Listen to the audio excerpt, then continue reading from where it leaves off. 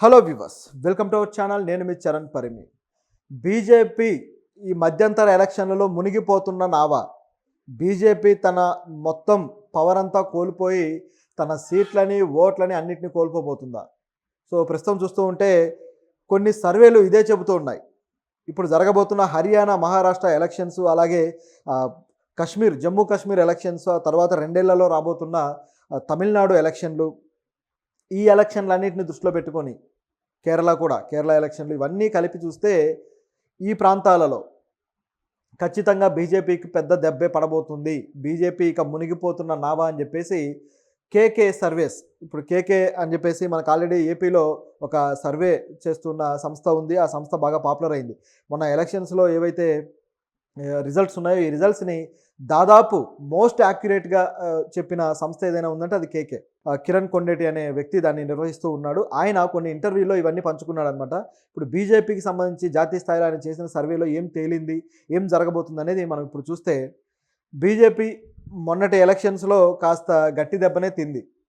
దాదాపు 400 సీట్లు మాకు వస్తాయి అని చెప్పేసి అబ్కీ బార్ 400 బార్ అని చెప్పేసి నినాదం ఇచ్చారు. కానీ అది ఫెయిల్ అయింది. కేవలం 200 సీట్లు మాత్రమే గెలుచుకొని ఆ తర్వాత కొద్దిగా మిత్రపక్షాలతోటి కలిసి ఏర్పాటు చేయడం జరిగింది. ఈ ప్రాసెస్లో బీజేపీ అనేది కొన్ని రాష్ట్రాల్లో దెబ్బతిందనేది అందరికీ క్లియర్గా కనపడింది. అయితే ఇది ఇక్కడతో ఆగలేదు. మోదీ ఈ 100 రోజుల్లో కూడా ఆయన చేసిన పరిపాలనలో అనేక విషయాల్లో నెగిటివిటీ మూటగట్టుకున్నాడు. అనేక విషయాల్లో మోదీ ఫెయిల్ అవుతూ వస్తున్నాడు. ఈ టర్మ్లో కూడా ఆల్రెడీ ఆయనకు ఫెయిల్యూర్ దెబ్బ తగిలిన తర్వాతనే ఇక్కడ దాకా వచ్చిన పరిస్థితి. నిజానికి మొన్న కూటమిలో ఇండియా కూటమి ఏదైతే ఉందో అది కొద్దిగా కలిసికట్టుగా స్ట్రాంగ్గా పనిచేసి ఉంటే ఎలక్షన్ ముందు ఇంకాస్త ఎక్కువ సీట్లే గెలుచుకొని ఉండేది. కాంగ్రెస్ అయితే కొన్ని రాష్ట్రాల్లో కొద్దిగా లైట్ తీసుకుంది. ఇంకాస్త గట్టిగా పోరాడి ఉంటే కనీసం ఇంకొక 15-20 సీట్లు కాంగ్రెస్ గెలుచుకునే అవకాశాలు అయితే ఉన్నాయి. కానీ దాన్ని పోగొట్టుకున్నారు. అలాగే మమతా బెనర్జీ కావచ్చు, ఆప్ కావచ్చు, చాలా చోట్ల విడిగా పోటీ చేయడం వల్ల అక్కడ ఆ కూటమికి అనేది మేలు జరగకపోవడం అనేది కనిపించింది. నిజానికి అది సరిగా జరిగి ఉంటే, వాళ్ళ స్ట్రాటజీ కరెక్ట్గా అమలై ఉంటే మోదీ మూడోసారి దెబ్బతినేవాడు. అయితే అక్కడ అవన్నీ ఫెయిల్ అయ్యాయి. మొత్తానికి బీజేపీ స్ట్రాటజీలు కొంతలో కొంత వర్కౌట్ అయ్యాయి. అయితే ఇప్పుడు చూస్తే మాత్రం అది కూడా ఉండే అవకాశం లేదు. కొన్ని రాష్ట్రాల్లో పూర్తి స్థాయిలో బీజేపీకి దెబ్బ పడబోతుంది అని కేకే సర్వే అంటుంది. వీళ్ళు చేసిన జాతీయ స్థాయి సర్వేలో తేలింది ఏంటంటే, హర్యానాలో ప్రస్తుతానికి బీజేపీ ఉంది. ఈ బీజేపీకి పూర్తి స్థాయి వ్యతిరేకత ఉంది.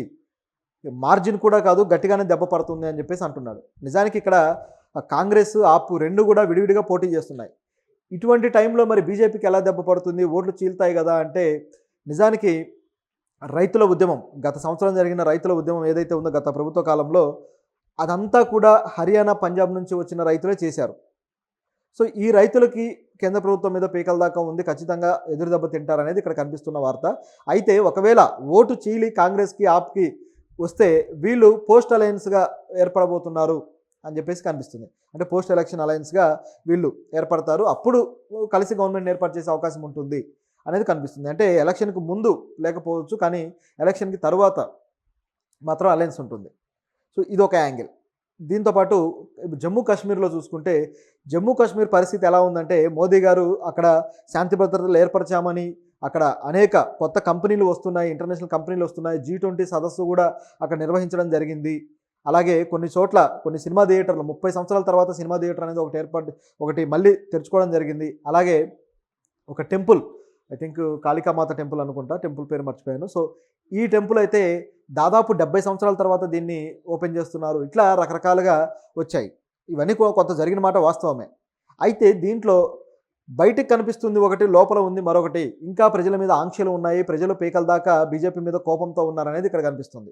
ముఖ్యంగా కాశ్మీర్ వ్యాలీలో పీకల దాకా కోపంతో ఉన్నారు అని. అయితే వీళ్ళు ఉగ్రవాదాన్ని కంట్రోల్ చేశామనేది పూర్తి స్థాయిలో అయితే జరగలేదు.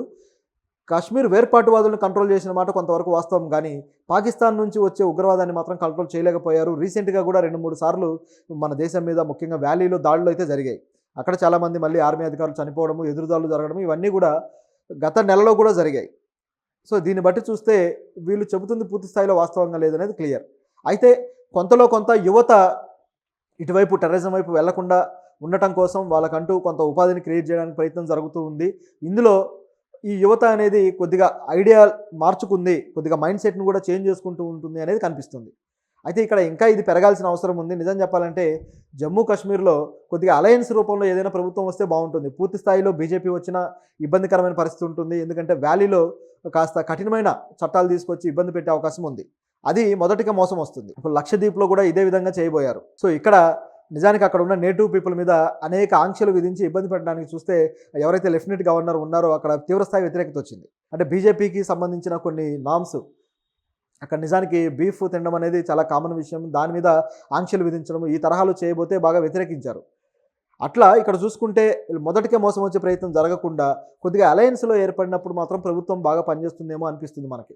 అలాగని వేర్పాటువాదాన్ని మద్దతు ఇచ్చే వాళ్ళని గెలిపించినా అదొక సమస్య. అక్కడ అనేక మంది ఇప్పుడు మెహబూబా ముఫ్తీ కావచ్చు, అదేవిధంగా మరోవైపు ఒమర్ అబ్దుల్లా కావచ్చు, వీళ్ళని చూస్తే మాత్రం వీళ్ళు పూర్తి స్థాయిలో మళ్ళీ ఏదైతే రద్దు చేశారో 372 కావచ్చు వీటిని మళ్ళీ తీసుకొస్తామని చెప్పేసి వీళ్ళు వ్యాఖ్యలు చేస్తూ వస్తున్నారు. కాబట్టి ఇది కూడా కొంతవరకు ఇబ్బందికరమే. అంటే వీళ్ళు డైరెక్ట్గా గెలిచినా కూడా. కాబట్టి అలయన్స్ ఏ విధంగా ఏర్పడుతుందనేది మనం చూడాలి. సో ఇక్కడ అసలు కాశ్మీర్లో ఏ ప్రభుత్వం వస్తుందనేది ఎవరు ఏ సర్వే కూడా చెప్పలేని పరిస్థితిలో కాశ్మీర్ ఉంది ఇప్పుడు. సో ఇదొక యాంగిల్ అయితే ఇక మహారాష్ట్రలో చూసుకుంటే అక్కడ కూడా బీజేపీ ఉంది. సో ఇక్కడ కూడా పరిస్థితి బీజేపీకి పూర్తి స్థాయిలో వ్యతిరేకత ఎదుర్కొంటుంది అని చెప్పేసి కేకే సర్వే అయితే చెబుతుంది. మరి నిజంగానే మహారాష్ట్రలో పరిస్థితి ఉందా అని చెప్పి చూస్తే కొద్ది కాలంగా బీజేపీకి ఎటువంటి సమస్యలు లేకుండా చాలా కూల్గా వెళ్ళిపోతున్న స్టేట్ ఏదైనా ఉందంటే అది మహారాష్ట్ర. సో అక్కడ బీజేపీ తను అనుకున్నది అనుకున్నట్టు అమలుపరచగలుగుతుంది, అమలుపరిచి ముందుకు తీసుకెళ్ళగలుగుతుంది.